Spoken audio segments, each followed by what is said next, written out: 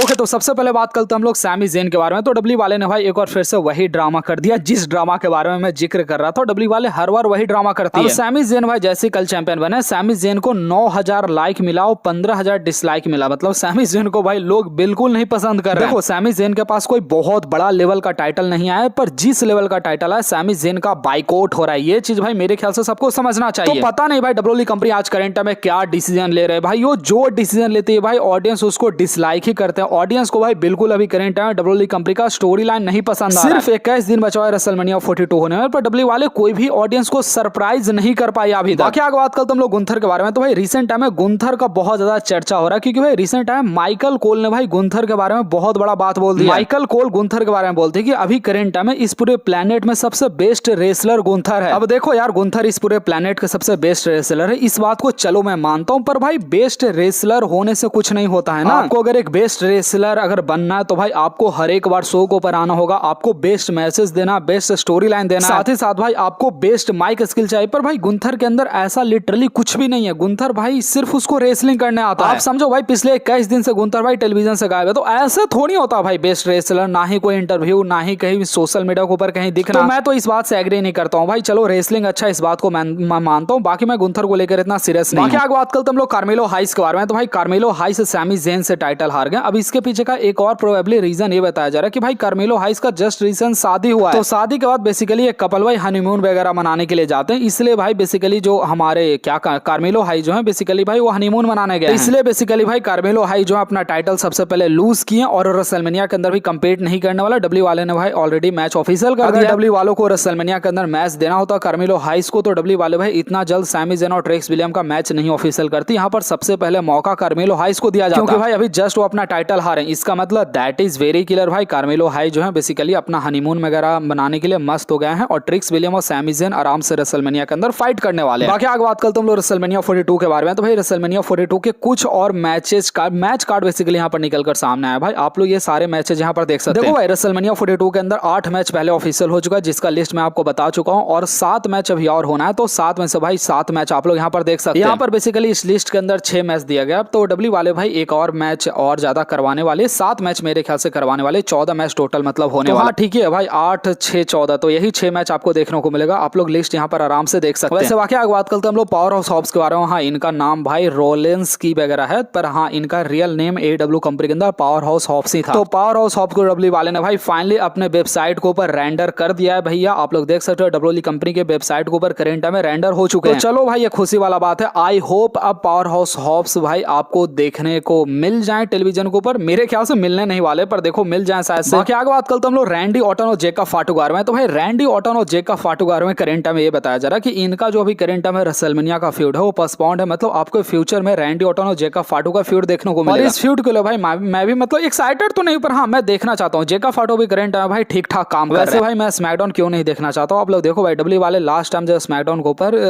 Cage match करवाए थे उसका रेटिंग 1.67 का रेटिंग आया। तो भैया आप लोग मेरे दिल के अंदर का फीलिंग समझ सकते हो करंट में स्मैकडाउन का हालत कितना बुरा हो चुका है। डब्ल्यूडब्ल्यूई कंपनी के अंदर लिटरली 1.67 का रेटिंग आ रहा है। इतना बुरा हालत भाई कहाँ होता है। आगे बात करते हम लोग साशा बैंक्स के बारे में। तो बेसिकली भाई Becky Lynch recent time interview दिया। बेकी लिंच भाई बहुत सारा बात डिस्कस की है, सारा कुछ मैं आपको बताने वाला हूं एक एक करके। सबसे पहले भाई बेकी लिंच ने साशा बैंक्स के बारे में बात किया कि साशा बैंक्स डब्ल्यूडब्ल्यूई कंपनी के अंदर कभी भी आ सकते हैं। डब्ल्यूडब्ल्यूई कंपनी के अंदर इनका दरवाजा हमेशा खुला रहेगा। तो साशा बैंक्स मेरे ख्याल से डब्ल्यूडब्ल्यूई कंपनी के अंदर अब तो आने नहीं वाली, पर हाँ बेकी लिंच ने भाई ऐसा बोला। साथ ही भाई बेकी लिंच ने भाई बहुत सारा और भी बात को मतलब डिस्कशन किया। मैं आपको सारा कुछ वो बताता हूं। बेकी लिंच भाई उसके बाद अगला स्टेटमेंट ये देती कि देखो मेरे अंदर से तुम रेसलिंग नहीं निकाल सकते हो। मैं डब्ल्यूडब्ल्यूई कंपनी से मैं रिटायर हो जाऊंगा, पर रिटायर होने के बाद भी मैं रेसलिंग का क्लास लूंगा या फिर मैं रेसलिंग में कुछ ना कुछ करूंगा। और साथ ही साथ भाई exactly same line Seth Rollins ने बोला था कि मतलब डब्ल्यूडब्ल्यूई कंपनी से जब वो रिटायर हो जाएंगे वो एज ए मैनेजर का काम करेंगे, बैक स्टेज का काम करेंगे, प्रोड्यूसर का काम करेंगे। बेकी लिंच ने भाई मतलब सेम वही चीज बोला कि तुम रेसलिंग से मुझे अलग नहीं कर सकते, मैं कुछ ना कुछ करते रहूंगा। साथ ही साथ भाई बेकी लिंच ने अपने रिटायरमेंट के बारे में टीज किया कि देखो डब्ल्यूडब्ल्यूई कंपनी के अंदर बहुत सारे ऐसे रेसलर हैं जो कि अब करंट में रिटायर होने के फेज पर आ चुके हैं। बेकी लिंच ने भाई यहाँ पर सैमी ज़ेन के बारे में जिक्र किया, साथ ही साथ फिन बैलर के बारे में जिक्र किया, खुद अपने बारे में जिक्र किया कि ये सारे ऐसे सुपरस्टार हैं जिनका एज ऑलरेडी 40 के लमसम हो चुका है। तो बेकी लिंच ने बोला कि भैया फाइनली हम लोग सारे लोग अब करंट में रिटायर होने वाले। अब एक नया जो सुपरस्टार आ रहा है ब्रॉन ब्रेकर ब्रॉन्सन रीड, इस नए सुपरस्टार का एरा का स्टार्टिंग होगा। साथ ही साथ भाई माइकल कोल ने एक और स्टेटमेंट भाई रिसेंट टाइम बियांका ब्लेयर और साशा बैंक्स के मैच को लेकर दिया था। बेसिकली ये मैच भाई लॉकडाउन के टाइम पर हुआ था। रेसलमेनिया 37 के टाइम। और अगर आपको नहीं पता तो ये मैच भाई रेसलमेनिया के फर्स्ट नाइट का मेन इवेंट किया था, पर उस टाइम पर भाई लॉकडाउन था, तो उस मैच को लेकर बहुत ज्यादा माइकल कोल भाई अफसोस करते हैं। इस मैच का एंडिंग डब्ल्यू वाले भाई जिस तरीके से दिखाई थी, माइकल कोल ने इस बात को बोला कि इस तरीके से एंडिंग मुझे नहीं दिखाना था, और इस बात को लेकर भाई वो अफसोस करते हैं। आगे बात करते हम लोग कार्मेलो हाइस के बारे में। तो भाई कार्मेलो हाइस 90 दिन का इनका टाइटल रेन रहा था, और उस 90 दिन के टाइटल रेन में भाई किसको किसको इन्होंने फेस किया था भाई आप लोग सारे सुपरस्टार का यहाँ पर लिस्ट देख सकते हैं। बाकी डब्ल्यू वाले भाई जो काम करेंट में स्मैकडाउन को ऊपर कर रही है, स्मैकडाउन का टाइटल को हर एक स्मैकडाउन को डिफेंस करे, डब्ल्यू वाले वो सेम काम भाई मंडे नाइट रॉ को भी करेंट में करना शुरू कर दिया। भाई आप लोग देख लो खुद भाई पेंटा के बारे में ऑलरेडी भाई रिपोर्ट आ चुका है कि मंडे नाइट रॉ पर अपना